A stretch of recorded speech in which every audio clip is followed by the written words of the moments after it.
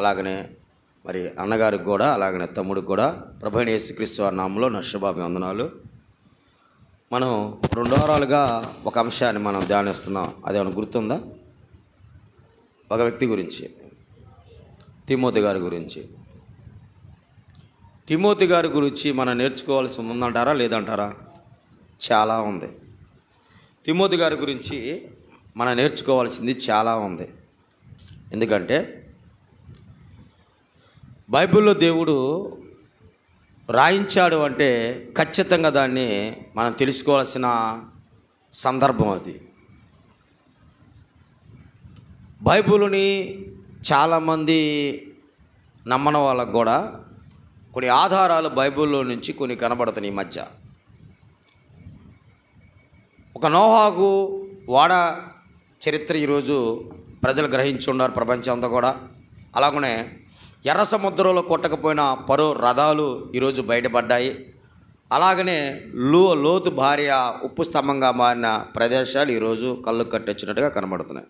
అంటే ఇవి చూడకముందు చాలామంది నమ్మలేదు బైబిల్ గొప్పదన్న సంగతి, ఏదో ఒక మత గ్రంథం అనుకున్నారు. అది ఎప్పుడైతే చూశారో చాలామంది ఆలోచించటం కూడా ప్రారంభించారనమాట. ఇది మీకు అర్థమైతే, క్రైస్తవులుగా మనము తిమోతి గారి జీవితాన్ని మనం ఆలోచిస్తున్నాం. తిమోతి గారి జీవితం, భూమి మీద ఆయన పరిచర్య, ఆయన విధానం, ఆయన ప్రవర్తన, సంఘ పరిచర్య, ఇవన్నీ కూడా మనం తిమోతి గారి గురించి మనం ఆలోచిస్తున్నాం. తిమోతి గారు అంటే ఆషామాషవ్య సామాన్యుడిగా తిమోతి గారు అంటే తాను దేవుడికి సమర్పించుకున్న గొప్ప ఒక యవనస్తుడు తిమోతి గారు. ఈరోజు యవనాన్ని మనం చూస్తున్నాం. ఎలా పడితే అలా ఖర్చు పెట్టేవాళ్ళు, తాగుడికి కొంతమంది, తిరుగుడికి కొంతమంది, వ్యసనాలకు కొంతమంది, ఎలా పడితే అలా యవనాన్ని ఖర్చు పెట్టేవాళ్ళు మన కళ్ళ ముందు చాలామంది కనబడుతున్నారు. అలా కనబడి మధ్యలోనే ఆయుష్ ముగించుకొని, దేవుడిచ్చిన ఆయుష్నికి ముందుగానే ముగించుకొని పోయేవాళ్ళు మన కళ్ళ ముందు చాలామంది కనబడుతున్నారు. అయితే తిమోతి గారి గురించి మనం నేర్చుకోవాల్సిన, ఆయన జీవితం ద్వారా మనం నేర్చుకోవాల్సిన గొప్ప పాఠాలు చాలా ఉన్నాయి. మనం నేర్చుకోవాల్సినవి చాలా పాఠాలు ఉన్నాయి ఆయన గురించి మనం నేర్చుకోవాల్సినవి. ఎందుకంటే ఒక యవనస్తుడు సేవ చేయాలంటే తిమోతి గారి జీవితాన్ని మనం పరిశీలించాల్సిందే. అలాగనే ఒక యవనస్తుడు ఒక సేవకుడి పట్ల ఎలా ఉండాలి, ఒక విశ్వాసి అంటే తిమోతి గారి జీవితాన్ని మనం పరిశీలించాల్సిందే. ఒక సేవకుడికి ఒక సహోదరుడు అంటే ఒక విశ్వాసి ఎలా లోబడి ఉండాలి, ఏం చేయాలి, సేవకుడి పట్ల బాధ్యత కలిగి ఉండవలసింది అంటే తిమోతి గారి జీవితాన్ని మనం చూడాల్సిందే. ఒక సంఘం పట్ల ఒక రెస్పాన్సిబిలిటీ విశ్వాసికి ఎలా ఉండాలి అంటే తిమోతి గారి జీవితాన్ని మనం చూడవలసిందే. అలాగే ఒక సంఘములో పొరపాటును సరిచేయాలి అంటే ఒక తిమోతి గారి జీవితాన్ని ఖచ్చితంగా మనం చూడాల్సిందే. ఒక సంఘంలో ఉన్న భేదాలను సరిదిద్ది దేవుడు వాక్యములో నిలబెట్టాలి అంటే తిమోతి గారి జీవితాన్ని ఖచ్చితంగా మనం పరిశీలించాల్సిందే. ఇలా ఖచ్చితంగా తిమోతి గారి జీవితాన్ని ఖచ్చితంగా ఈరోజు మనం పరిశీలించాలి. అంటే 2 భాగాలు పూర్తి చేసుకొని 3వ భాగంలోకి మనం ప్రవేశించాం. ఈ 3వ భాగంలో మనం తిమోతి గారి ద్వారా నేర్చుకోబోతుంది ఏంటిది అంటే ఆయన సేవా పరిచర్య ఎలా ఉంది, ఏ ప్రాంతంలో సేవ చేశాడు, ఎక్కడి నుంచి ఎక్కడికి వెళ్ళాడు, ఆయన చేస్తున్న పరిచర్య ఎలా ఉంటుంది అనేది మనం ఆలోచించబోతున్నాం. దానికంటే ముందుగా తిమోతి గారి గురించి కొన్ని ప్రారంభమైన విషయాలు మనం తెలుసుకోవాలి. తిమోతి గారు పౌలు గారికి పరిచర్య చేశాడు, అది గుర్తుపెట్టుకోవాలి మీరు. తిమోతి గారు పౌలు గారికి పరిచర్య చేశాడు. ఒకసారి చూడండి, అపోస్తుల కార్యము 19వ అధ్యాయము 22వ వచనాన్ని ఒకసారి చూడండి దేవుని పిల్లలారా. అపోస్తుల కార్యము 19వ అధ్యాయం 22వ వచనాన్ని ఒకసారి మీరు చూడండి. 22వ వచనాన్ని, 19వ అధ్యాయం 22వ వచనాన్ని. అప్పుడు పౌలు గారికి పరిచర్య చేయవారిలో తిమోతి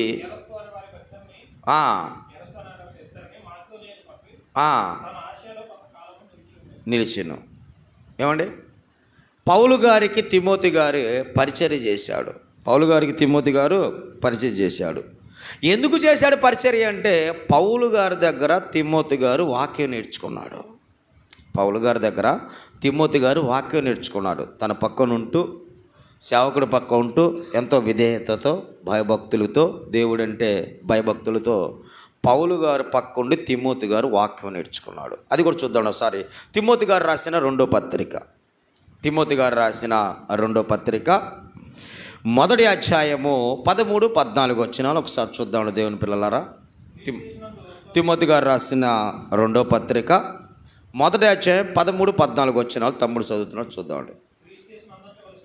క్రీస్తు యేసును అందించవలసిన విశ్వాస ప్రేమను కలిగిన వాడివై నీవు నా వలన వినిన హితవాక్య ప్రమాణమును నేర్పుదము. నీకు అప్పగింపబడిన ఒక మంచి పదార్థమును మనలో నివసించు పరిశుద్ధాత్మ వలన కాపాడును. ఎక్కడున్నాడండి తిమోతి గారు? వాక్యం అనేది ఎక్కడ నేర్చుకున్నాడు అంటే పౌలు గారి దగ్గర నేర్చుకున్నాడు. పౌలు గారి దగ్గర వాక్యం నేర్చుకున్నాడు. అందుకని పౌలు గారికి కూడా పరిచర్యగా ఉన్నాడు. పరిచర్య చేసే వ్యక్తిగా పౌలు గారికి ఉన్నాడు. అవును, ఒక సేవకుడికి, ఒక విశ్వాసి పరిచర్య చేయొచ్చు అంటారా, చేయకూడదు అంటారా? వాక్యానుసారంగా చేయాలి. యేసుక్రీస్తు వారికి శిష్యులు ఎలాగ దాసులో, తండ్రికి ప్రభు అయిన యేసుక్రీస్తు ఒక దాసుడిగా భూమి మీద ఎలా ఉన్నాడో, ఇది ఆత్మ సంబంధమైన పరిచర్య. నేను మాట్లాడుతున్నాను ఆత్మ సంబంధమైన పరిచర్య. కొంతమంది ఉంటారు సేవకులకి. చాలామంది సేవకులు ఏం చేస్తారంటే, చాలామంది సేవకులు కుటుంబాల్లో మరి విశ్వాసుల చేత అంట్లు తోవించటం, విశ్వాసుల చేత బట్టలు ఉతికించుకోవటం, విశ్వాసుల చేత విల్లు తుడిపించుకోవటం, విశ్వాసుల చేత అన్నం కూరలు వండించుకోవటం, విశ్వాసుల చేత మరి వాళ్ళ పిల్లలకి ఏమైనా పనులు, బట్టలు ఉతకటం కానీ, పిల్లలు రెడీ చేయటం కానివ్వండి, వాళ్ళ పిల్లలకు కావాల్సిన వసతులు అన్నీ కూడా చేపించుకుంటూ ఉంటారు. అయితే ఇది ఎంతవరకు కరెక్ట్ అయ్యి అంటే, ఇది నిజంగానే ఆ సేవకుల కుటుంబాలలో అలా పరిచర్య చేసేవాళ్ళు లేకపోతే, లేదా పెద్దోళ్ళై ఉంటే, ఒకవేళ పెద్దవారై ఉంటే, సేవకుడు కానీ సేవకురాలు కానీ వారి పనులు వారు చేసుకోలేని స్థితిలో ఉంటే, అప్పుడు విశ్వాసం చేయటంలో ఏమాత్రం తప్పులేదు. కానీ ఒక సేవకుడికి 3-4 పిల్లలు ఉండా కానీ, మరి ఆ పిల్లలు కూడా పనిచేసే అంత వయసులో ఉండా కానీ, మరి వాళ్ళ చేత కాకుండా సంఘస్థుల చేత చేయించుకోవడం అనేది అది వాక్యానుసారమైంది కాదు. అది గుర్తుపెట్టుకోవాలి మనం. అది వాక్యానుసారం. నేను చాలామందిని చూశాను అనుభవాల్లో. విశ్వాసుల చేత కూరగాయలు తెప్పించుకోవటం, విశ్వాసుల చేత అంట్లు తోపించుకోవటం, విశ్వాసుల చేత బట్టలు తిగించుకోవటం, విశ్వాసుల చేత ఇల్లు ఊడిపించుకోవటం, విశ్వాసుల చేత లాస్ట్ కూడా బాత్రూములు కూడా కడిగించుకోవడం చాలామందిని చూశాను. అంటే చేయటం తప్ప అని అంటే నేను అడుగుతుంది, చేయటం తప్పు కాదు, కానీ వారి ఇంటిలో అంటే ఒక సేవకుడి ఇంట్లో పనిచేసేవారు తన పిల్లలు ఎవరు కూడా లేకపోయి, పెద్దలు అయినా సేవకురాలు తన పని తను చేసుకోలేనప్పుడు విశ్వాసుల చేత చెప్పించుకోవడం ఏమాత్రం తప్పులేదు. ఎందుకంటే వారు విశ్వాసులు కూడా వాళ్ళ పిల్లలు కనుక వాళ్ళు చేయలేని స్థితిలో ఉన్నారు కనుక చేయించుకోవడంలో తప్పులేదు. అయితే పౌలు గారికి తిమోతి గారు చేశాడయ్య అంటే ఎలా ఉందంటే ఆ పరిచర్య ఆత్మ సంబంధమైన పరిచర్య కనబడుతుంది మనకి ఇక్కడ. ఏదైతే ఆయన విన్నాడో, ఏ వాక్యం అయితే ఆయన నేర్పాడో ఆ వాక్యాన్ని ఆయన గ్రహించుకొని వాస్తవాన్ని తెలుసుకొని మరి తిమోతి గారు పౌలు గారికి పరిచర్య చేయటం అనేది జరుగుతుంది. ఇది మీకు అర్థమైతే ఇక అపోస్తులకి కృపావరాలు ఇవ్వబడినాయి. అపోస్తుల వరకు కృపావరాలు దేవుడు ఇచ్చాడు. అలాంటి చివరైన పౌలు గారికి కూడా దేవుడు కృపావరాలు ఇచ్చారు. ఈ అపోస్తులు ఎవరి మీదైతే చేతులు ఉంచుతారో వారికే కృపావరాలు, మరి ఆ వరం అనేది వారికి ఇవ్వబడుతుంది. పాయింట్ అర్థం చేసుకోవాలి. ఇప్పుడు ప్రపంచంలో అతలాకుతలమైపోతున్న పరిస్థితి ఈరోజు ప్రపంచంలో ప్రతి ఒక్కరూ పేరు పెట్టి పిలవటం, ప్రతి ఒక్కరూ మరెమ్మ నీ కడుపులో గడ్డ కరిగిపోతుంది అంటాం, ప్రతి ఒక్కరూ మార్తా నీ అప్పులు తీరుతున్నాయి అంటాం, ప్రతి ఒక్కరూ నీకు సమస్య ఉంది, ఆ సమస్య నాకు తెలిసే పిలవటం, ఇవన్నీ ఈ పరిచర్య అనేది మన కళ్ళ ముందు కనబడుతుంది. ఎక్కువగా ఎంతగా తీవ్రతకి వెళ్ళిపోతుందంటే ఇది తప్పు, వాక్యానుసారం కాదని చెప్పిన వాళ్ళు కూడా వాళ్ళు విమర్శించడం ప్రారంభించారు. ఆ స్థితిలోకి ఈరోజు పరిచర్యకి వెళ్ళిపోతుంది, మనకు కనబడుతుంది ఆ పరిచర్యలో.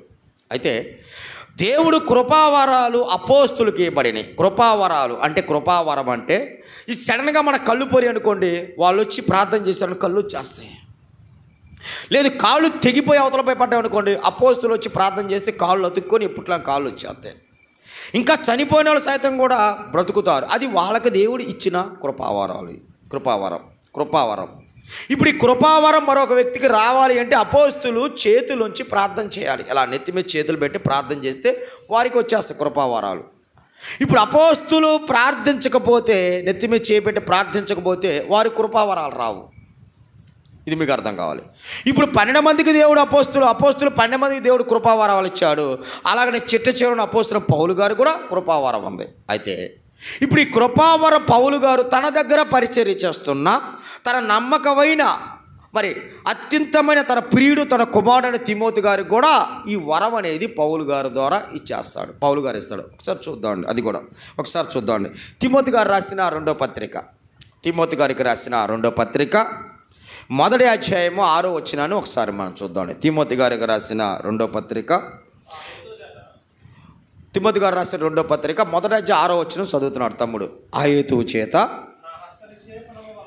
నా హస్త నిక్షేపణం చేతన, అంటే నా చేతి వలన నెత్తి మీద పెట్టడం, నీకు కలిగిన దేవుని కృపావరము. ఏమండి చాలా ఒక మాట. ఇప్పుడు అపోస్తులే పౌలు గారి నెత్తి మీద చేతులుంచి ప్రార్థన చేయటం వల్ల ఎవరికి వచ్చింది కృపావరం? తిమోతి గారికి. ఇప్పుడు తిమోతి గారు వెళ్ళి మరొక వ్యక్తికి చేస్తే కృపావరం రాదు, గుర్తుపెట్టుకోవాలి. అపోస్తులు చేస్తేనే వచ్చింది. అపోస్తులు ఎవరి నెత్తి మీద చేయి పెట్టి ప్రార్థన చేస్తారో వాళ్ళకే కృపావరాలు వస్తాయి. కానీ ఇప్పుడు చేయించుకున్న వాళ్ళు మరొకరికి వెళ్ళి నెత్తి మీద చేసి ప్రార్థన చేస్తే కృపావరాలు రావు. మరి ఈరోజు కృపావరాలు నేను చెప్పుకుంటున్న వాళ్ళ పరిస్థితి ఏంటి? ఈరోజు అపోస్తులు ఉన్నారు ఈరోజు అపోస్తులు. మరి వీళ్ళు ఎలా కృపావరాలు వాడుకుంటున్నారంటే బైబిల్కు విరుద్ధమైన పరిశుద్ధాత్మను దుఃఖపరిచే కార్యం అది నన్ను అడిగితే. ఇప్పుడు మనం వినటం వలన విశ్వాసం కలుగుతుంది. నీలో విశ్వాసం ఉంటే దేవుడు స్వస్థపరుస్తాడు, అది సెకండరీ. అది కాకుండా ఈరోజు నా కాడ కృపావరం ఉంది అని ఈరోజు గారడీ చేయటం చాలామంది సమాజంలో మనం చాలామందిని చూస్తున్నాం. ఇప్పుడు ఎప్పుడైతే పౌలు గారు ఆ హస్తవిపాసన చేశాడో తిమోతి గారి మీద, వెంటనే ఆయనకి వచ్చినప్పుడు కృపావరాలు పొందుకున్నాడు. ఇప్పుడు తిమోతి గారు వెళ్ళి మరొక వ్యక్తికి చేశాడనుకో కృపావరాలు రావు. దాని కృప ఏంటంటే దట్ ఈస్ బైబిలే దానికి ఆధారం. ఏంటి బైబిల్ ఆధారం అంటే, మొదటి శతాబ్దంలో అపోస్తులు కొంత మీద చేతులుంచి ప్రార్థన చేశారు. ఎవరంటే మొదటి శతాబ్దంలో పేతురు గారు, యాహోను గారు పరిచర్యకి కొంతమందిని పంపుతా వాళ్ళ నెత్తి మీద చేతులుంచి ప్రార్థన చేశారు. వారు ఎవరై అంటే పిలుపు గారు, చెప్పాలి పిలుపు గారును యాహోను గారు.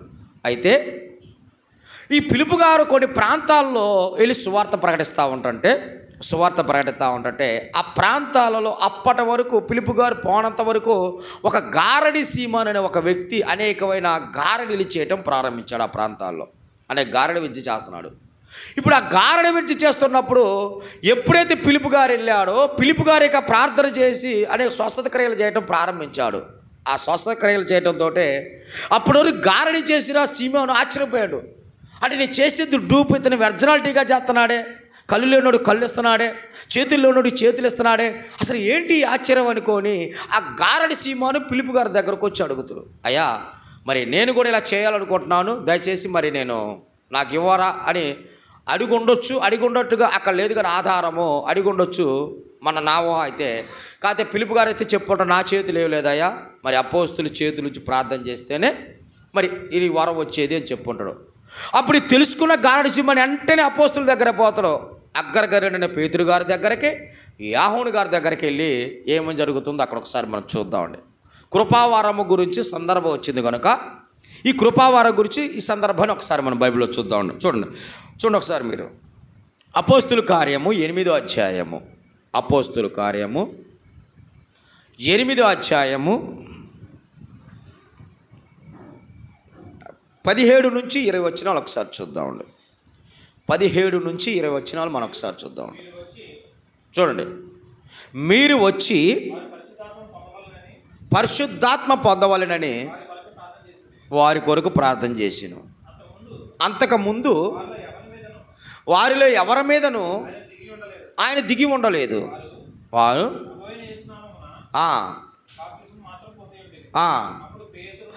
అప్పుడు పేతురును యెహోనును వారి మీద చేతులుంచగా వారు పరిశుద్ధాత్మ పొందిరి.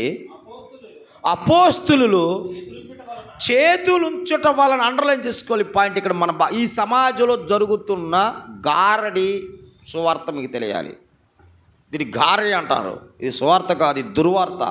సువార్త కూడా అనకూడదు మనం, ఇది దుర్వార్త. గారడి దుర్వార్త సమాజంలో సువార్తగా తీసుకెళ్తున్నారు చాలామంది. అపోస్తులు చేతులుంచగా పరిశుద్ధాత్మ అనుగ్రహింపబడినని సీమోను చూసి, ఎవరి సీమోను? ఇందాక చూడు, గారడి సీమోను. ఆ సీమోను చూశాడు. యాహోను గారు, పేతురు గారు చేతులు ఉంచగా పరిశుద్ధాత్మ అనుగ్రహింపబడటం అక్కడ క్రియలుగా ప్రత్యక్షంగా అక్కడ సీమోను చూస్తున్నాడు. అక్కడ గారడి సీమోను. ఇప్పుడు వెంటనైతే వాళ్ళు చేతులుంచి ప్రార్థన చేస్తుండతో పరిశుద్ధాత్మ వరం అనేది వాళ్ళకి ఏ పడటంతో వెంటనే గారడి సీమోను దగ్గర ఉన్న కొంత డబ్బు తీసుకొచ్చి వాళ్ళ దగ్గర పెట్టాడు. ఎవరి దగ్గర? అపోస్తుల దగ్గర పెట్టాడు. అంటే పేతురు గారు, యాహోను గారి దగ్గర పెట్టేశాడు కొంత డబ్బు. ఎందుకు? దేవుడు వరాన్ని కొనటానికి. డబ్బుతో దేవుడు వరాన్ని కొనటమా? దేవుడిని అడ్డం పెట్టుకొని బతికేవాళ్ళు చాలామంది ఉండగా, కానీ డబ్బుతో దేవుడు వరాన్ని కొనగలుగుతాం మనం? డబ్బుతో వరాన్ని కొనలేం మనం. లేదు, వరం కూడా ఎవరికి పడితే వాళ్ళకి వచ్చేదన్నా. ఒక వాక్య చైతన్య అంటే ఒక వాక్యం ప్రకటించడం ఎవరు పడితే వాళ్ళకి వచ్చిందా? ఒక పాటలు పాడటం ఎవరికి పడితే వాళ్ళకి వచ్చిందా? చర్చిలో ఒక పరిచర్య ఎవరికి పడితే వాళ్ళకి వచ్చిందా? మనకి ఇక్కడ తెలియాలి, ఒక విషయం మనకు తెలియాలి. పరిచర్య అనేది కూడా ఎవరికి పడితే వాళ్ళకి దేవుడు అప్పగించలా. ఈ కొలమానం మనకు అర్థం కావాలి. అపోస్తులు 12 మందికి యేసుక్రీస్తు వారు అప్పచెప్పాడు అంటే ఆయన సెలక్షన్ చేసుకున్నాడు ఆయన. అంటే వీడైతే నేను అప్పచెప్పిన ఈ బోధకి ఖచ్చితంగా న్యాయం చేస్తారు వాళ్ళు. తలలు తెగి అవతల పడ్డా సరే బోధ విషయంలో వాళ్ళు రాజీ పడరు, పరిశుద్ధత విషయంలో వాళ్ళు రాజీ పడరు, పవిత్ర విషయంలో వాళ్ళు రాజీ పడరు. కాబట్టి వీళ్ళు కరెక్ట్ అయిన పర్సనాలిటీ అని ఖచ్చితంగా 12 మందికి యేసుక్రీస్తు వారు బోధ అప్పచెప్పాడు. ఇంకంతమంది అని ఉంది సమాజం, చాలామంది ఉన్నారు. వీళ్ళకి ఎందుకు అప్పచెప్పారంటే దానికి అర్హతలు వాళ్ళు ఎవరు పడితే వాళ్ళ కాదు. చూడండి, స్కూల్లో కూడా 60-70 మంది పిల్లలు ఉంటారు. వాళ్ళందరిలో లీడర్గా టీచర్ గారు ఒక్కరే నిలబెడతారు. అందరూ రాకూడదా లీడర్స్? కాలేరు. ఒక్కడే లీడరు, ఆ స్టాఫ్ మొత్తానికి ఒకడే లీడర్ ఉంటాడు. కారణం ఏందయ్యా అంటే వాడిలో క్రమశిక్షణ నచ్చిందనమాట, వాళ్ళు చదువు నచ్చిందనమాట, వాడిలో ఒక విధేయత నచ్చిందనమాట. కాబట్టి అన్ని క్వాలిఫికేషన్ ఎత్తుకుంటాయి. కాబట్టి ఇతను లీడర్ అయితే బాగుంటుందని అతన్నే లీడర్గా పెడతారు. ఇది మీకు అర్థమైతే ఈ 12 మందిని యేసుక్రీస్తు వారు ఎందుకు అప్పచెప్పాడా ఆ బోధ అంటే, ప్రపంచానికి వెళ్ళవలసిన ఈ బోధ కల్తీ లేకుండా ఉండాలంటే, ప్రపంచాన్ని రక్షించే ఈ బోధ చచ్చుపడిపోకుండా ఉండాలి అంటే, దీనికి జీవం కావాలి అంటే, జీవంలోకి వెళ్ళిపోవాలి ఈ బోధ అంటే, ఇదిగో ఈ 12 మంది కరెక్ట్ అయిన పర్సనాలిటీ కలిగిన వ్యక్తులు, పర్ఫెక్ట్ అయిన వ్యక్తులు. ఏముందని ఈ 12 మందిలో యేసుక్రీస్తు వారు అతను బోధ అప్పచెప్పాడయ్యా అంటే, ఏముందని అప్పచెప్పాడంటే, వీళ్ళు క్రీస్తు కొరకు అవసరమైతే ప్రాణాలు సైతము కూడా ఇవ్వటానికి సిద్ధపడిన వ్యక్తులు అన్నమాట. వీళ్ళు ఇవ్వడానికి సిద్ధపడిన వ్యక్తులు. ఇప్పుడు పేతురు గారు అబద్ధం ఆడింది కదా 3 సార్లు అనుకోవచ్చు మనం, అది సెకండరీ. అది ఫస్ట్లో మనం ఆ పేతురు గారిలో ఉన్న ఆలోచన దేవుడికి అబ్జర్వ్ చేసినప్పుడు ప్రభువు యేసుక్రీస్తు వారు ఏదో ఒక రోజు పేతురు అనే వ్యక్తి సంఘానికి మూలరాయిగా నిలబడుతున్నాడు అనుకున్నా ఆయన. అందుకని తాళపు చేయిలో ఒప్పచెప్పాడు ఆయనకి. అందుకని ఎవరికి పడితే వాళ్ళకు అప్పచెప్పేది కాదు. అది ఎవరికి పడితే వాళ్ళకి అప్పచెప్పరు. ఒకవేళ నేను నావాడని కానీ, లేదా నా తమ్ముడని కానీ, లేదా నా కుమార్తె అని కానీ నేను సెలక్షన్ చేసుకుని ఒకవేళ నాకు ఇష్టపూర్వకం ఇచ్చినా కానీ వాళ్ళకి నడిపింపు రాదు. ఎందుకు రాదు? దేవుడు ఎన్నుకోలా, దేవుడి ఆత్మతనలో లేదు. ఏమి చెబుతాడో ఎలా చెబుతాడో కూడా అర్థం కాకుండా చెప్పేస్తా ఉంటాడు. నేను నిలబెడితే అదే దేవుడు నిలబెడితే ఒక స్టెఫెనీ గారు దేవుడు వాడుకున్నాడు. యాడో వంటింట్లో వంట చేసుకునే ఒక వ్యక్తిని వండర చేపించాడు సమాజంలో తీసుకొచ్చి. అందులో స్టెఫెనీ గారు చెప్పింది ఒక అన్యుల మధ్య కాదు సువార్త. ధర్మశాస్త్ర పండితులు అనబడుతున్న వాళ్ళు, మోషే గ్రంథాన్ని పరిశీలించిన వారు, పితరులు తెలిసిన వాళ్ళు, అందరూ తెలిసిన వాళ్ళే వాళ్ళ.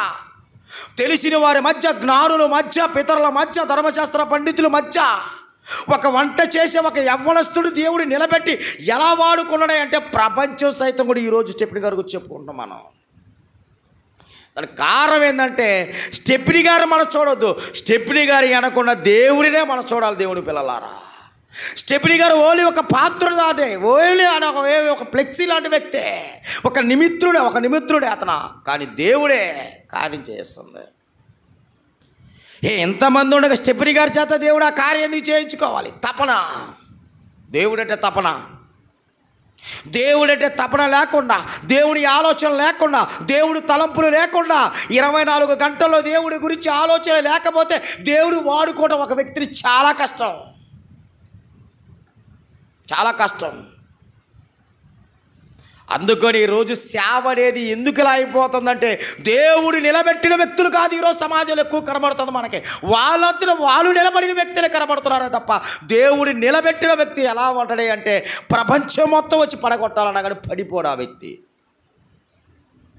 పడిపోడు. ఒక చక్కని ఉదాహరణ చెబుతాం మీకు అర్థం కావడానికి. చక్కని ఉదాహరణ చెబుతున్నా. నతాలే గారు అని దావీదు గారి దగ్గరకు వచ్చేది ఎవరు? ఒక ప్రవక్త నాతాను. ఎవరి దగ్గరకు వస్తాడు? వాళ్ళ నాన్న దగ్గరకు వచ్చే వ్యక్తి ఎవరు? యేషయా గారి దగ్గరకు వచ్చే వ్యక్తి సమూయేలు గారు. ఇప్పుడు సమూయేలు గారు వచ్చి దేవుడు నీ కుమారుని ఎన్నుకున్నాడయ్యా, నన్ను అభిషేకించి రమ్మన్నాడయ్యా అంటంతో అసలు యేషయా గారికి దావీదు గారు గుర్తున్నాడా? ఆ వచ్చినని మీరు బాగా జాగ్రత్త చూస్తే నాకు ఆశ్చర్యంగా ఉంటుందండి ఆ మాట. అసలుకే గర్భాన పుట్టి రక్తం పంచుకొని పుట్టిన తన కుమారుడు గుర్తుకురాలా యేషయా గారికి? గుర్తుకురాలా. కానీ యేషయా గారికి ఎవరు గుర్తుకొచ్చారంటే తనకంటే పెద్దవాళ్ళు గుర్తుకొచ్చారు. ఏం చూశాడు యేషయా గారు? ఇదిగో బలవంతుడు ఒకడు, ఇంకొకడు 6 అడుగులు ఆచారబాముడు, ఇంకొకడు కత్తి తిప్పగలిగిన వాడు, ఇంకొకడు సూర్యుడు. వీడెవరు? అసలు ఇక్కడ గుర్తుకే రాలేదు యేషయా గారికి అనిపించింది. ఆయన దృష్టిలో వీడు ఏమి లేదనుకున్నాడు, దావీదు గారిది ఏమి లేదనుకున్నాడు. కానీ ఆయన కూడా ఏం చేశాడు? వచ్చి సమూయేలు గారు వీళ్ళనే సెలక్షన్ చేసుకోవడానికి ప్రయత్నం చేశాడు.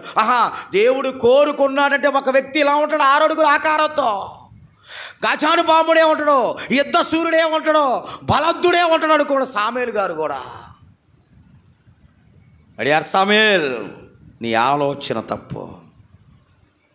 మడియారు యేషయా, నీ ఆలోచన తప్పు, నా ఆలోచన రైట్.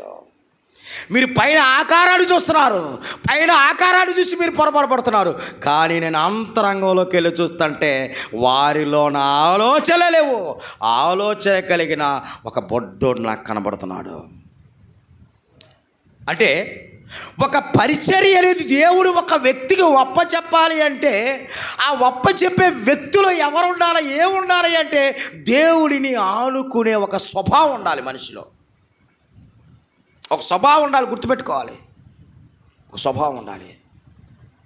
ఈరోజు నేను 24 గంటలు నేను ఇలా బ్రతికాను, ఇలా జీవించాను, నా కుటుంబంతో నేను సంతోషంగా ఉన్నాను, నా తల్లిదండ్రులతో సంతోషంగా ఉన్నాను, నా బిడ్డలతో సంతోషంగా ఉన్నాను, నా స్నేహితులతో సంతోషంగా ఉన్నాను, చక్కని వాతావరణంలో మంచి ప్రకృతిలో నేను ఈరోజు ఉన్నాను. దీనికి కారకుడు ఎవరయ్యంటే ఇదిగో జీవం కలిగిన దేవుడే నాకు ఇచ్చిన ఈ ఆయుష్ ఆరోగ్యం, నాదంటూ ఏమీ లేదని ఒక ఆలోచన మనకు రావాలి. మనకు ఆలోచన రావాలి మనకి. ఓ చక్కని మాట చూద్దాం బైబిల్ గ్రంథంలో దావీదు గారు మాట్లాడుతున్న మాట. కీర్తన గ్రంథం 103వ అధ్యాయము మొదలొచ్చిన ఒకసారి చూడండి. దావీదు గారు మాట్లాడుతున్న మాట, మహానుభావుడు. కీర్తన గ్రంథము 103వ అధ్యాయం మొదలొచ్చిన చూడ 1-2 వచ్చిన దావీదు గారు ఏం మాట్లాడుతున్నాడు అక్కడ? నా ప్రాణమా, ఎవరితో మాట్లాడుతున్నాడు అతను? దావీదు గారు ఎవరితో చెప్పుకుంటున్నాడు ఆ మాట? ఏమో అర్థమవుతుందా? దావీదు గారు ఎవరితో చెప్పుకుంటాడు? తానుతో తాను మాట్లాడుకుంటాడు. నా ప్రాణమా నువ్వు విడిచిపడుతున్నావేమో, నా ప్రాణమా నువ్వు ఉల్లాసంగా ఉత్సాహంగా ఉంటున్నావేమో, నువ్వు జీవించావంటే, నువ్వు బ్రతుకుతున్నావంటే, నువ్వు ఆనందంగా ఉంటున్నావంటే, 3 పూటలు తినగలుగుతున్నావంటే, భార్య బిడ్డలతో నువ్వు సంతోషంగా ఉండగలుగుతున్నావంటే, వ్యాపారాలు చేయగలుగుతున్నావంటే, జాబు చేయగలుగుతున్నావంటే దానికి కారణం ఎవరో? దేవుడే. అంటే తన ప్రాణముతో తాను మాట్లాడుకుంటున్నాడు. నా ప్రాణమా, చదవండి. యెహోవాను సందయించుము,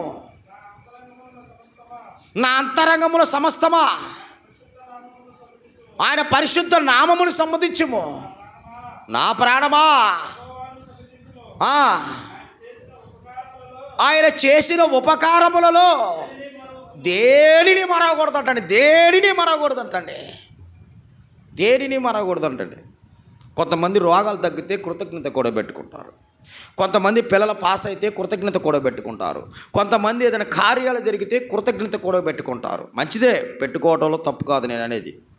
తప్పేం లేదు, పెట్టుకోవటం మనం మంచిదే. కానీ నా ఉద్దేశం ఏంటంటే, నా ఆలోచన ఏంటంటే, బైబిల్ ప్రకారంగా మనం ఆలోచిస్తే అసలు ఏ రోజు ఆయన మనం మేలు చేయకుండా ఉన్న దేవుని పిల్లలు ఒకసారి మీరు ఆలోచించి, ఏ రోజు మనకు ఆయన మేలు చేయకుండా ఉంది? ఈ రోజు నాకు మేలు చేయలేదు దేవుడు అంటానికి ఒక్క సెకండ్ చెప్పండి, మీ జీవితంలో గుర్తుందేమో. ఒక్క సెకండ్ చెప్పండి. ఒక్క సెకండ్ చెప్పండి మీరు. ఈరోజు దేవుడు నా జీవితంలో ఈ మేలు చేయలేదు, లేదు నా జీవితంలో నన్ను ఈ విషయంలో నన్ను మర్చిపోయాడు అనేది ఒక్క సెకండ్, ఒక్క సందర్భం మనం వెతికితే ఒక్కటైనా మన జీవితంలో కనిపించదు. తెలుసా మీకు? ఒక్కట కూడా కనిపించదు మనకి. ఇది గుర్తుపెట్టుకున్నారు దావీదు గారు, ఇది గుర్తుపెట్టుకున్నారు. నేను ఏం మర్చేది, నువ్వు చేసిన మేలును నేను జ్ఞాపకం చేసుకుంటే అసలు నేను ఎలా మరవాలంటున్నాడు ఆయన. కానీ ఈరోజు దేవుడు చేసిన మేలులు మర్చిపోతున్నారు, దేవుడు చేసిన కార్యాలు మర్చిపోతున్నారు, దేవుడు చేసిన అనేక అద్భుతాలు మర్చిపోతున్నారు. ఒక బిడ్డ పాస్ అయ్యాడంటే దేవుడి దయ, ఒక బిడ్డ ఆరోగ్యం ఉన్నాడంటే దేవుడి దయ, ఒక బిడ్డ ఎదుగాడంటే దేవుని దయ, ఒక బిడ్డ జాబ్ చేస్తున్నాడంటే దేవుడి దయ, ఒక బిడ్డ మంచిగా చదువుకుంటున్నాడంటే దేవుడి దయ, ఒక బిడ్డ మంచి ఆరోగ్యంగా ఉన్నాడంటే దేవుడి దయ. ఈరోజు మన ఉద్యోగాలు, మన వ్యాపారాలు ఏవైనా చేస్తున్నామంటే దేవుని దయ. అది గుర్తుంచుకున్నాడు దావీదు గారు, అది గుర్తుంచుకున్నాడు. అంటే దేవుడు ఎన్నుకున్న వ్యక్తి ఎలా ఉంటాడయ్య అంటే, ఆయన సేవ జీవితంలో ఎలా ఉంటాడయ్య అంటే, అనుక్షణం దేవుడితోనే ఆయన జీవితాన్ని, బంధాన్ని కలుపుకొని ఉంటాడన్నమాట. తిమోతి గారి, పౌలు గారికి ఎందుకు వచ్చాడయ్య అంటే, ఆయన జీవితం అలా ఉంది. ఆయన జీవితం అనేది అలా ఉంది.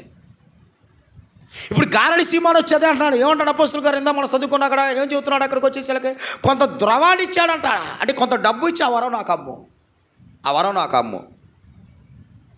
నిజంగానే ఆనాడు అపోస్తులు, అసలు నిజంగానే అపోస్తులు ఆ ధనానికి ఆశపడితే, ఒకవేళ ఆశపడరు ఆ మహానుభావులు ఆశపడరు, ఒకవేళ మనం అనుకున్నాం అమితే అసలు వాళ్ళు అపోస్తులుగా పరిచర్య అనేది జరిగిద్దా?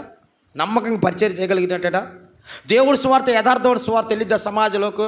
వెళ్ళదు. వాళ్ళు అలాంటి వాళ్ళు కాదు కనుకే దేవుడు వాళ్ళని ఎన్నుకున్నాడు. వాళ్ళు అలాంటి వాళ్ళు కాదు కనుకే దేవుడు వాళ్ళని ఎన్నుకున్నాడు. ఈ పరిచర్యలో తిమోతి గారి జీవితం ప్రారంభం, ఈ పరిచర్యలో కూడా తిమోతి గారు భయపడ్డాడు. మీకు తెలిసో తెలియదు, తిమోతి గారికి భయం ఉందండి పరిచర్యలో. ఎందుకంటే యవనస్తుడు కదా, కొంచెం భయపడ్డాడు. ఎందుకంటే పౌలు గారు పడుతున్న ఇబ్బందులు చూశాడు, పౌలు గారు కొడుతున్న దెబ్బలు చూశాడు, అన్నీ చూశాడు. పౌలు గారి విధానంలో తిమోతి గారు చూసి మొదటిలో పరిచర్యలో భయపడ్డాడు ఆయన. ఒకసారి చూద్దాం, నా మాట కూడా భయపడ్డాడో భయపడలేదో ఒకసారి చూద్దాం. తిమోతి గారు రాసిన రెండో పత్రిక మొదటి అధ్యాయము 7వ వచనాన్ని ఒకసారి చూడండి. మొదట్లో భయపడ్డాడు పరిచయం. చూడనా, అంటే భయపడ్డ తిమోతి గారిని పౌలు గారు బలపరుస్తున్నాడు. ఇది గుర్తుపెట్టుకోవాలి. భయపడ్డ మొదట్లో భయపడ్డాడు తిమోతి గారు పరిచర్యలో తిమోతి గారు భయపడ్డ తిమోతి గారిని, బలహీనుడుగా ఉన్న తిమోతి గారిని ఒక సేవకుడు, ఒక పౌలు గారు బలపడుతున్నాడు దేవుడు వాక్యము ద్వారా. ఎవరు మాట్లాడుతున్నారు చూడనా, దేవుడు మనకు శక్తియు ఇంద్రియ నిగ్రహము గల ఆత్మనే ఇచ్చును కానీ పిరుగుతరమైన ఆత్మను ఇవ్వలేదు తిమోతి. పిరుగుతరమైన ఆత్మను మనకేలా, ధైర్యం కలిగిన ఆత్మను మనకిచ్చాడు. ప్రపంచం మొత్తం ఒకవైపు ఉన్నాడు, భయపడాల్సిన అవసరం లేదు మనం. ఎందుకంటే లోకములో ఉన్నవాడి కంటే మనలో ఉన్నవాడు బలవంతుడు, గొప్పవాడు. ఇక నీకెందుకు భయం? గోమారు చూద్దామండి. కొరింథీయులకు రాసిన మొదటి పత్రిక 16వ అధ్యాయము. కొరింథీయులకు రాసిన మొదటి పత్రిక 16వ అధ్యాయము 10-11 వచనాలు చూడండి ఒకసారి. తిమోతి వచ్చిన అక్కడ ఉన్న కొరింథీ సంఘానికి తెలియపరుస్తున్నాడు తిమోతి గారి పరిస్థితి అక్కడ ఉన్న కొరింథీ సంఘానికి తెలియపరుస్తున్నాడు. ఏమని చెబుతున్నాడు చూడండి. తిమోతి వచ్చిన ఎడల అతను మీ యొద్ద నిర్భయంగా ఉండినట్లు చూసుకోండి. మీ మధ్య ధైర్యంగా ఉండేలాగా చూసుకోండి. ఏమండి అంటే తిమోతి గారు పరిచర్యలో మొదటిలో కొంచెం భయపడినట్టుగా మనకు కనబడుతుంది.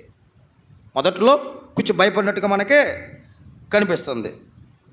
అదే తిమోతి గారు రాసిన రెండో పత్రిక 2వ అధ్యాయం మొదటి వచ్చినాను ఒకసారి మీరు చూడండి. తిమోతి గారు రాసిన రెండో పత్రిక 2వ అధ్యాయం మొదటి వచ్చినాను ఒకసారి మీరు చూడండి. నా కుమారుడా క్రీస్తు యేసునకున్న కృప చేత బలవంతుడుగా ఏమంటున్నాడు? నా కుమారుడా క్రీస్తు యేసుకున్న కృప చేత బలవంతుడుగా నువ్వు బలవంతుడు అంటే భయపడాల్సిన అవసరం లేదు, బలంగా ఉండాలి. దేవుని కృప నీకు తోడుగా ఉంటుంది. అంటే ఈ పరిచర్య జీవితంలో కూడా సేవకుల కింద అంటే సేవకుల పట్ల ఉంటున్న విశ్వాసులు, కొంతమంది విశ్వాసులు కొన్ని పరిణామాలు ప్రపంచంలో కొన్ని జరుగుతున్న పరిణామాలు కానివ్వండి, సువార్త విషయంలో, దేవుని పని విషయంలో జరుగుతున్న దండయాత్రలు కానివ్వండి, వీటన్నిటి చూసి కొంతమంది భయపడే వాళ్ళు లేకలేదు ఈరోజు. అందుకు చాలామంది కూడా సువార్త అంటే ముందుకు రారు, కానీ చర్చిలో పరిచర్య అంటేనే ముందుకు వస్తారు. ఏదైనా సాపలు ఇవ్వటం కానివ్వండి, మైకులు పెట్టడం కానివ్వండి, అంటే ఇది కూడా పరిచర్య కాదు నేను అంటలేదు, కానీ కొంచెం బయటికి వెళ్ళి అన్నిల మధ్య సువార్త ప్రకటించాలంటే కొంచెంమంది భయపడతారు. ఎందుకంటే ఏమైనా గొడవలు అయితే ఎవరైనా కొడతారేమో, ఎవరైనా చంపుతారేమో అని. అయితే తన దగ్గర తన నడిపిస్తున్న సేవకుల బడికి ఖచ్చితంగా రెస్పాన్సిబిలిటీ సంఘం మీద తీసుకోవాలి. ఏమనంటే ఇదిగో దేవుని కృపచేత నువ్వు బలము పొందుకో. అంటే దేవుని కృప అంటే ఆయన సహాయము నీకు తోడుగా ఉండగా నీకెందుకు భయం?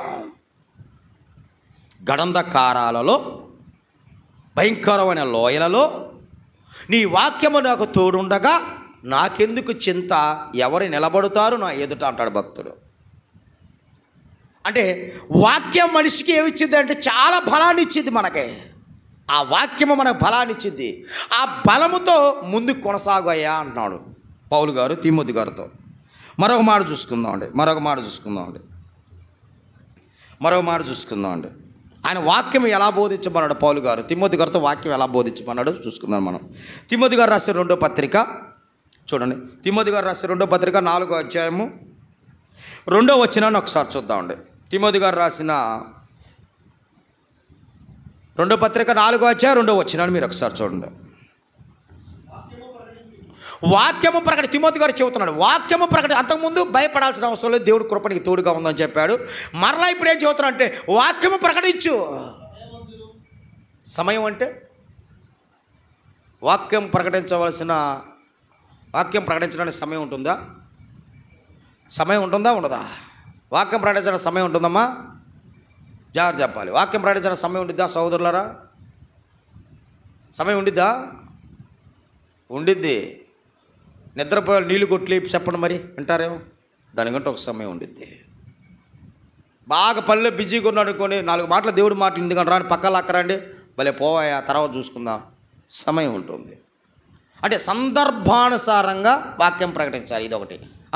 సమయమందును అసమయం అంటే అవకాశం ఉన్నప్పుడు దూరిపోవాలిగా, అవకాశం ఉన్నప్పుడు ఇక వెళ్ళిపోవడమే. ఒక 10 నిమిషాలు మనోడితో అవకాశం ఉంది వాక్యం చెప్పడానికి, మనోడు కూడా ఉన్నాడు ఫ్రీగా, వెళ్ళిపోవడమే. అసమయం ముందును ప్రయాస. దేనిలో ప్రయాస ఉండాలి? దేనిలో ప్రయాస? వాక్యం చెప్పటంలో ప్రయాస ఉండాలా? ఈ లోక సంబంధమైన వాటిలోతో ప్రయాసపడాలా మనం? చూడండి, ఒక పౌలు గారు ఒక సహోదరుడికి అంటే ఒక యవనస్తుడైన సేవకుడికి ఇస్తున్న ఆ స్టేట్మెంట్ చూడండి ఎలా ఉందో. రేపుటి కూడా మీ పరిస్థితి అంతే. మీ ప్రయాస దేనికయ్యా అనుకోడు, కూడు కోసం, గుడ్డ కోసం, తిండి కోసం కాదు, లేదా ఈ జీవనోపాధి కోసం కాదు మన ప్రయాస. దేనికి మన ప్రయాస? వాక్యం కొరకే మన ప్రయాసం ఉండాలి. ఎక్కువగా వాక్యం కొరకంటే దేవుడి కొరకు మనం ప్రయాసపడాలి. దేవుడి కొరకు మనం ప్రయాసపడాలి. ఖచ్చితంగా మన ప్రయాస దేని కొరకు ఉండాలి? దేవుడి కోసమే. అలాగని మన పనులు చేసుకోవాలి. మనకంటూ దేవుడు ఆ కుటుంబాన్ని ఏర్పాటు చేశాడు కాబట్టి ఆ కుటుంబాన్ని మనం జాగ్రత్తగా చూసుకుంటూ, ఆ కుటుంబం మంచి చెడు చూసుకుంటూ, ఇంతే కాదు దేవుని యందు ప్రయాసం ఉండాలి. మనకు వాక్యం ప్రకటించే ప్రయాసం వల్ల ఉండాలి. ఇట్లా చెబితే మీకు అర్థం కాదు. ఒక మాట చెబితే జాగ్రత్తగా ఉండండి. ఇప్పుడు నా భార్య ప్రమాదంలో ఉందండి, లేదా నా పిల్లల ప్రమాదంలో ఉన్నారు హాస్పిటల్లో. డబ్బులు 1,00,000 రూపాయలు కావాలి, నా దగ్గర డబ్బులు లేవు. డాక్టర్ గారు 1,00,000 రూపాయలు కడితేనే ఆపరేషన్ చేస్తానండి, 1,00,000 రూపాయలు కడితేనే నేను వైద్యం ప్రారంభిస్తానన్నాడు. ఇప్పుడు నేనేం చేస్తాను? ఆ 1,00,000 రూపాయల కోసం నేను పాకులాడతా, అంటే ప్రయాసపడతా, ఫోన్లు చేయడం ప్రారంభిస్తా. అన్నా డబ్బులు కావాలి, ఉన్నాయన్న 1,00,000, నా ఇల్లు తాగడి పెడతా, లేదా నా పొలం తాగడి పెడతా, లేదా నా బండి తాగడి పెడతా, నాకు అర్జెంటుగా 1,00,000 రూపాయలు అవసరం. తమ్ముడు నా దగ్గర ఇప్పుడంటే దొరకవు. మరొక అన్నకు ఫోన్ చేస్తా, మరొక అన్న ఫోన్ చేస్తే డబ్బులు అవసరం ఉన్నా అంట. తమ్ముడు అంత అయితే దొరకవు, 10,000 అయితే నా దగ్గర ఉంటాయి అంటాడు. ఇంకో 90,000 కావాలి. మరొక వ్యక్తికి ఫోన్ చేస్తా, ఆయన దగ్గర ఒక 20 దొరుకుని, ఇక 70 కావాలి. మరొక వ్యక్తికి ఫోన్ చేస్తా. ఏంటిది? ఇది ప్రయాస. ఇది ప్రయాస. మీకు ఇది అర్థమైతే వాక్య విషయంలో కూడా మనం ఎలా ఉండాలంటే ప్రయాసపడాలి.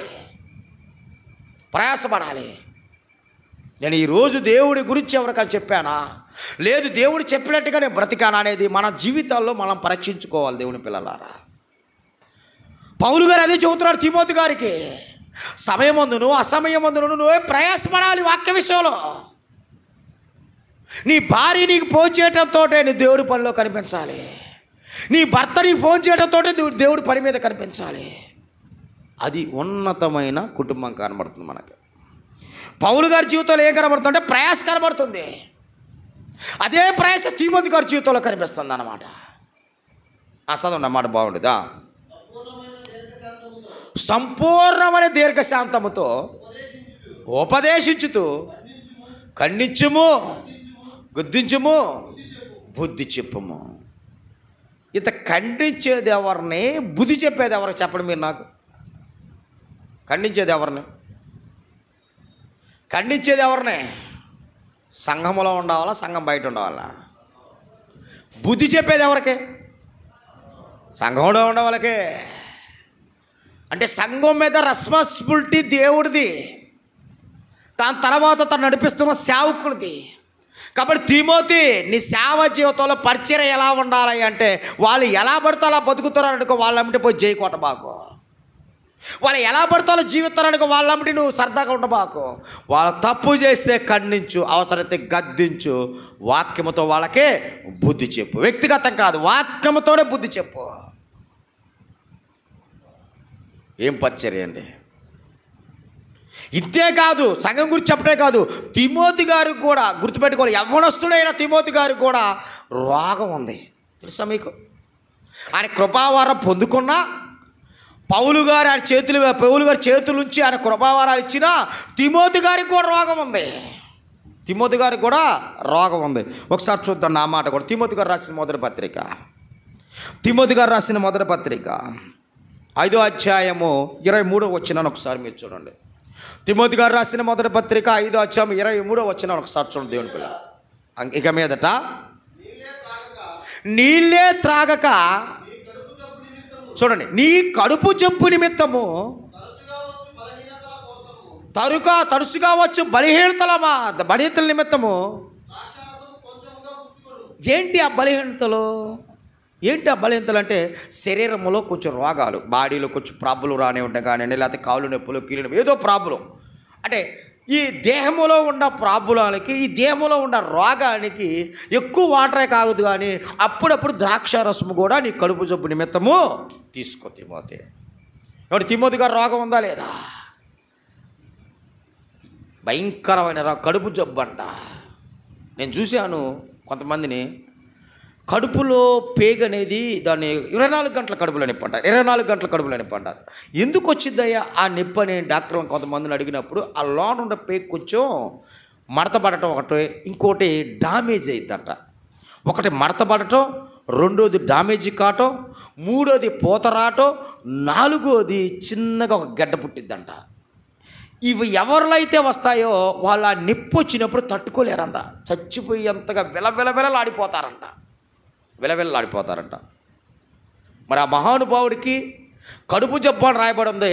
మరి ఆ కడుపు జబ్బు ఎంతగా బాధ పెట్టిందో కానీ ఆ మహానుభావుడిని అపోస్తుడే పౌలు గారు సైతం కూడా అయ్యా తరచు వస్తుందంట, వారంకోసారో నెలకోసారో కాదు, ఎప్పుడు వస్తుందంట. ఆ పదం చదవండి, అక్కడ బాగుంటుంది. ఆ పదం చదవండి, మళ్ళీ రిపీట్ చిన్న పదాన్ని.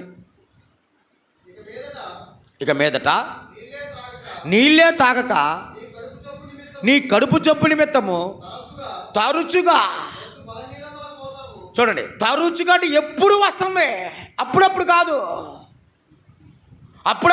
ఎప్పుడు వస్తుంది. అది నిన్ను చాలా ఇబ్బంది పెడుతుంది, నువ్వు చాలా బాధపడుతున్నావు తిమోతి. దాని నిమిత్తము ద్రాక్షారసం తీసుకో. ఏమండి, అంత జబ్బులో కూడా పౌలుగా తిమోతి గారు పరిచర్య ఎలా చేయగలిగాడండి? అంత పరిస్థితిలో కూడా తిమోతి గారు పరిచర్య. అదే మనమైతే చిన్న జ్వరం వస్తేనే పరిచర్య మానుకుంటాం, చిన్న కాలు నొప్పి అయితేనే పరిచర్య మానుకుంటాం. ఇంకొంతమంది ఉంటారు, ఎదురొస్తా ఎవరైనా వచ్చారనుకోండి, ఏదైనా జరిగిందనుకోండి, అమ్మో ఈరోజు పరిచర్య కొద్దిగా పరిస్థితి బాగలేదంటాం. రోగం అనేది ఉండా, కడుపులో రోగం ఉండా, కడుపు జబ్బు ఉండా కానీ పరిచర్య విడిచిపెట్టలేదండి ఆ మహానుభావుడు తిమోతి గారు. అందుకని ఆయన గురించి మనం ఇలా చెప్పుకోవాల్సి వస్తుంది. తిమోతి గారి ద్వారా మనం నేర్చుకోవాల్సిన పాఠాలు ఇవన్నీ కూడా. ఏమంటే నా పరిస్థితి బాగలేక రాలేదు, ఏమైంది నీ పరిస్థితికి రాలేకపోవటానికి? ఏమైంది చెప్పు. ఒక తిమోతి గారులా కడుపు జబ్బు వచ్చిందా? ఒక పౌలు గారులాగా కళ్ళకి ఏమైనా రోగం వచ్చిందా? ఏమొచ్చింది నీకు అసలుకే? పరిచర్యకి రాకపోవటానికి ఏమొచ్చింది? అంతా బాగానే ఉంటాం. బాగలేదంట 3 పూట్ల తింటావు, బాగలేదంట గంటల ఫోన్లు మాట్లాడుతావు, బాగలేదంటావు నీ పని నువ్వు చేసుకుంటావు, బాగలేదంటావు నువ్వు కావాల్సిన వాళ్ళ దగ్గర పోయి కలుసుకుంటా ఉంటావు. దేవుడు చూడ ఇది. ఒక సేవకుడు మనం మాయ చేయవచ్చాము, లేదా మరొక నీ పక్కనున్న సహోదరుడు మాయ చేయవచ్చాము, లేదా నీ సహోదరాలను మాయ చేయవచ్చాము. దేవుడు మాయపడబోతాడా? సమస్తాన్ని పరిశీలించే దేవుడు, సమస్తాన్ని పరిశీలిస్తున్న దేవుడు, హృదయాంతరం లేని దేవుడు ఆయన ఉన్నాడు కదా. ఆయన్ని దృష్టిలో పెట్టుకొని మనం మాట్లాడాలి, ఆయన దృష్టిలో పెట్టుకొని మనము మాట్లాడాలి. అంటే తిమోతి గారికి మొదటిలో కొంచెం భయం ఉంది పరిచర్యలో, ఆ తర్వాత కృపావారం పొందుకొని ఉన్న వ్యక్తి, ఆ తర్వాత కడుపు జబ్బు ఉన్న వ్యక్తి, ఆ తర్వాత వాక్య పరిచర్యలో ఉన్న వ్యక్తి. ఇప్పుడు ఫైనల్గా ముగించుకునే ముందు ఆయన చేసిన పరిచర్య ప్రాంతాలు మనం చూద్దామండి. ఎక్కడెక్కడ ఏ సంఘాల్లో ఆయన పరిచర్య చేశాడో, ఏ సంఘాల్లో ఆయన బలపరిచాడో, ఏ సంఘాల్లో దేవుడు వాక్యాన్ని నింపాడో, ఏ సంఘాలలో ఉన్నతంగా పెద్దలు నియమించాడో, ఏ సంఘాల్లో ఆయన పరిచర్య అనేది చేశాడో మనం ఒకసారి చూద్దాం. చూడండి, ప్రారంభంగా ఒకసారి చూద్దాం. కొరింథీ పట్టణంలో కూడా, కొరింథీలో ఉన్న సంఘంలో కూడా ఆయన పరిచర్య చేశాడు. చూడండి, కొరింథీ రాసిన మొదటి పత్రిక, త్వరగా కొరింథీ రాసిన మొదటి పత్రిక 1వ అధ్యాయం 19వ వచనాన్ని ఒకసారి చూద్దామండి. ఆయన చేసిన ఆ పరిచర్య ప్రాంతాలు, ఆ సంఘాలు ఒకసారి చూద్దాం. ఏ ప్రాంతాల్లో చేసినాను చూడండి. కొరింథీ పట్టణంలో చేశాడు ఆ పరిచర్య, క్రీస్తు సంఘం.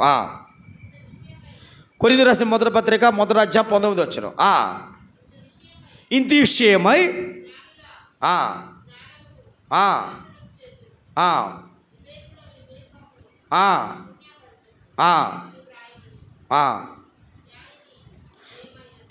తిమోతి గారు రాసిన మొదటి పత్రిక 1వ అధ్యాయము 19వ వచనమా చదవండి మా క్లారిటీగా.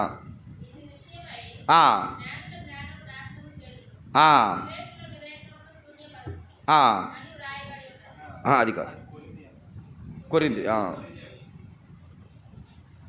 దశలోనికి రాసిన పత్రిక మొదటి పత్రిక చూడండి. దశలోని ప్రాంతంలో కూడా పరిచర్య చేసినాను. ఇందాక కొరింథీ పట్టణంలో చేశాడనేది మీకు రెఫరెన్స్ ఇచ్చాను, అది అవసరం లేదు. దశలోనికిలో కూడా ఆయన పరిచర్య చేసిన. ఒకసారి చూడండి, దశలోనికి రాసిన మొదటి పత్రిక 3వ అధ్యాయము 1 నుంచి 4 వచనాలు. 3వ అధ్యాయం 1 కొరింథీ పట్టణంలో చేశాడు. 2వది దశలోనికి ప్రాంతంలో కూడా పరిచర్య చేశాడు ఆయన. చూడండి, కొరింథీ దశలోనికి రాసిన మొదటి పత్రిక. కాబట్టి ఏథెన్సులో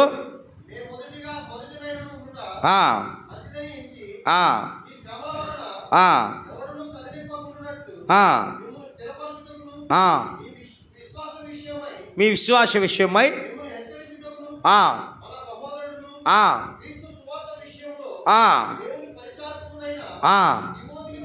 పంపితిని. ఎక్కడికి పంపాడు? ఎథెన్సు నుంచి దమస్కా, ఇది ఎథెన్సు నుంచి మళ్ళీ దశలోని ప్రాంతానికి కూడా పంపించేశాడు. అలానే కొరింథీ 4:17 చూడండి. మొదటి కొరింథీ 4:17. మొదటి కొరింథీ 4:17. మొదటి కొరింథీ 4 చూడండి. ఆయన చేసిన పరిచర్య ప్రాంతాలు చూడండి ఒకసారి. ఇందు నిమిత్తము ప్రభువునందు నాకు ప్రియుడును నమ్మకమైన నా కుమారుడగు మీ వద్దకు పంపి ఉన్నాను.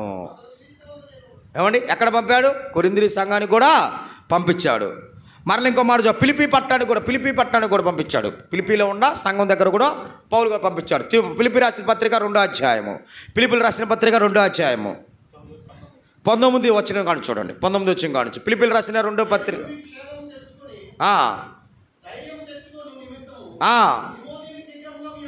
తిమోతిని మీ దగ్గర శీఘ్రముగా చూడండి. అసలు ఏ సిచ్యువేషన్లో తిమోతి గారు పంపుతున్నాయి అంటే సంఘాల పరిస్థితి బాగలేదు, కొంచెం డల్లుగా ఉన్నారు, కొంతమంది బలీలుగా ఉన్నారు, కొన్ని సందర్భాల్లో భయపడుతున్నారు. వీటన్నిటి సందర్భాల్లో కూడా తిమోతి గారిని పౌలు గారు పంపిస్తాడు. ఒక కొరింథీ పట్టణం కానివ్వండి, ఒక మాసిదోనియా కానివ్వండి, ఒక దెస్సలోనిక కానివ్వండి, ఇప్పుడు ఫిలిప్పీ కూడా ఆ పట్టణాన్ని కూడా పంపిస్తాడు.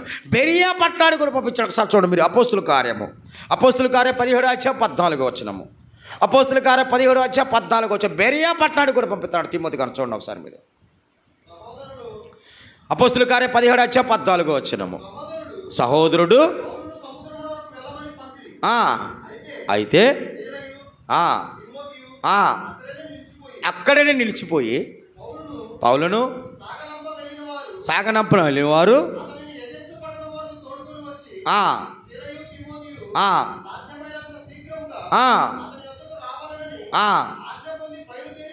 పోయిరి. చదవండి. చాలు.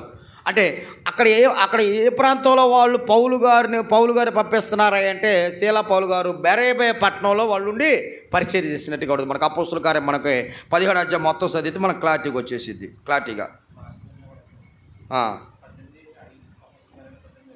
18:5 అపోస్తుల కార్యం 18:5 చూడండి. మాసిదోనియా కూడా 18:5 అపోస్తుల కార్యము. శీలయు తిమోతియు మాసిదోనియా నుండి వచ్చినప్పుడు చాలు. ఎక్కడి నుంచి వచ్చాడు వాళ్ళు? మాసిదోనియా. అంటే మాసిదోనియాలో కూడా వాళ్ళ పరిచర్య, అక్కడ ఉన్న సంఘాలు వాళ్ళు బలపరుస్తూ పరిచర్య చేసుకుంటూ వచ్చారు. ఇంకా చెప్పాలి అంటే ఎఫెసీ పట్టణంలో కూడా పరిచర్య చేసిండు తిమోతి గారు. ఒకసారి చూడండి. తిమోతి గారు రాసిన ఎఫెసీలు రాసిన పత్రిక, తిమోతి గారు రాసిన మొదటి పత్రిక 1వ అధ్యాయము 3-4 వచనాలు చూడండి. తిమోతి గారు రాసిన మొదటి పత్రిక.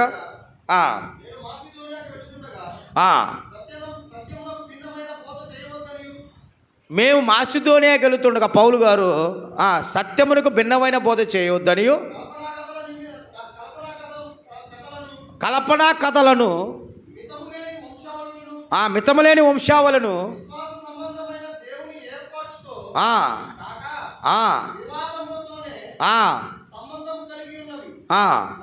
గనుక వాటిని లక్ష్య పెట్టవద్దని కొందరిని ఆజ్ఞాపించుటకు నువ్వు ఎఫెసీలో నిలిచి ఉండాలి తిమోతి. ఇక్కడ పాయింట్ మీకు అర్థం కావాలి. ఇప్పుడు నేను చదివిన వచనాలు మొత్తం మీరు జాగ్రత్తగా ఆలోచించండి. సంఘాలు క్రిటికల్ పొజిషన్లో ఉండే ఈ సందర్భాలు మొత్తం మీరు చూసి తిండిపోయి సంఘాలు, ఒక కొరింథీ సంఘం కానివ్వండి, ఒక దెస్సలోనిక సంఘం కానీ, ఒక బెరియాలో ఉన్న సంఘం కానివ్వండి, ఒక ఎఫెసీలో ఉన్న సంఘం కానివ్వండి, ఒక ఫిలిప్పీలో ఉన్న సంఘం కానివ్వండి, ఈ సంఘాలు మొత్తం కూడా క్రిటికల్ పొజిషన్లో ఉండే ఏదో ఒక పొరపాటులో కొట్టుమిట్లాడుతున్నాయి.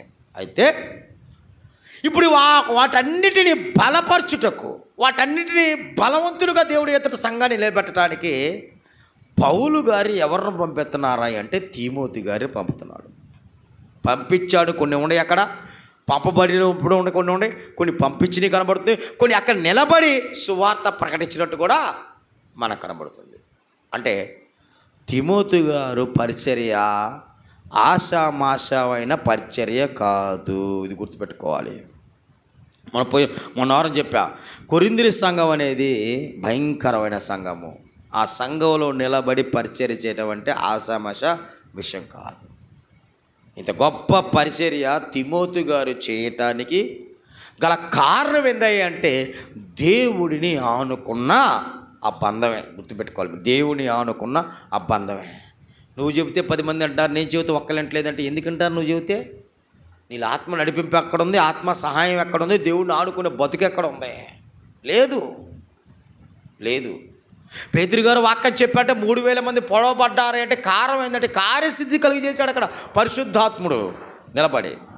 ఇది మనకు అర్థం కావాలి, ఇది అర్థం కావాలి. రేపు వచ్చేవారం 4వ భాగాన్ని మనం మాట్లాడుకుందామండి. ఈ 4వ భాగాన్ని మాట్లాడుకునే ముందు ఒక సందర్భాన్ని మీకు బైబిల్లో చూపించి నేను ముగించేస్తాను. ఏంటిదంటే, ఒక విశ్వాసులుగా కాబోతున్న ఒక సేవకులుగా తిమోతి గారి జీవితాన్ని మనం నేర్చుకుంటున్న మనలో తిమోతి గారి సహవాసం అంటే ఆయన భూమి మీద ఎలాంటి వారితో స్నేహము, ఎవరితో స్నేహం కలిగి ఎవరితో స్నేహం చేయాలనేది అపోస్తలుడైన పౌలు గారు తిమోతి గారితో చెప్పింది. ఒక మాట చూసి వచ్చే వారం 4వ భాగాన్ని మనం మాట్లాడుకుందాం. ఒకసారి చూడండి, తిమోతి గారు రాసిన 2వ పత్రిక 2వ అధ్యాయము 22వ వచనాన్ని ఒకసారి చూడండి. తిమోతి గారు రాసిన 2వ పత్రిక 2వ అధ్యాయము 22వ వచనం. తిమోతి గారితో చెబుతున్నాడు, నీవు యవ్వనిచ్చల నుండి పారిపొంబు, పవిత్ర హృదయులై ప్రభునందు ప్రార్థన చేయు వారితో కూడా ప్రేమను సమాధానమును వెంటాడాలి. ఏమండి అంటే మన సహవాసము ఎవరితో ఉండాలి అంటే ఒక చిన్న క్లూ మనకు అక్కడ కనబడుతుంది. పౌలు గారు చెప్పినట్టుగా ప్రభునందు ప్రార్థన చేయువారితో అంటారు కాదంటారా?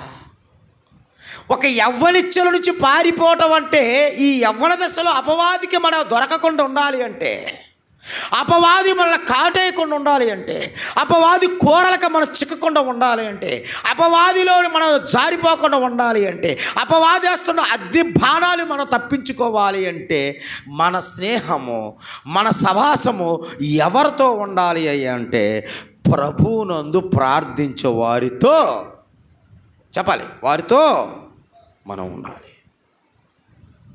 వచ్చేవారం మాట్లాడుకుందాం 4వ భాగం ఈ సహవాసం గురించి. కళ్ళు మూసుకొని ప్రార్థన చేసుకుందాం అండి. మిక్కిలిగా ప్రేమించిన ప్రియ పరలోకపు తండ్రి, నీ ఉన్నతమైన పరిశుద్ధమైన నామానికి యేసుక్రీస్తు ప్రభుల వారి ద్వారా నీకే కృతజ్ఞతాస్తులు చెల్లిస్తున్నాను నా తండ్రి. అయ్యా, ఇప్పటి వరకు నీ బిడ్డలు ఈ మాటలు విన్నారు నా తండ్రి.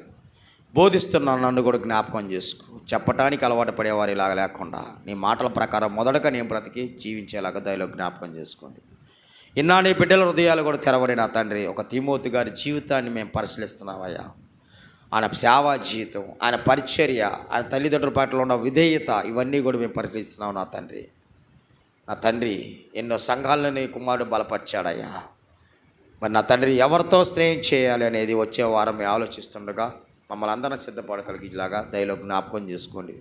వచ్చిన నీ బిడ్డలందరూ కూడా ఈ వాక్యాన్ని వారి హృదయాల్లో 30 వంతులు 60 వంతులు 100 వంతులుగా ఫలించడానికి దయలో జ్ఞాపకం చేసుకోమని, రాలేకపోయిన బిడ్డల దయతో మన్నించమని, మరొక వారం నీ బిడ్డలు వచ్చేలాగా దయలో జ్ఞాపకం చేసుకోమని, వచ్చిన నీ బిడ్డలందరిపై నీ కృప, నీ దయ, నీ కరుణ తోడుగా ఉంచమని ఈ ప్రార్థన నీ ప్రియ కుమారుడు మా ప్రభువైన యేసుక్రీస్తు వారి పరిశుద్ధమైన నామములో అడిగి వేడుకుంటున్నాను తండ్రి. ఆమేన్. అందరికీ వందనాలు.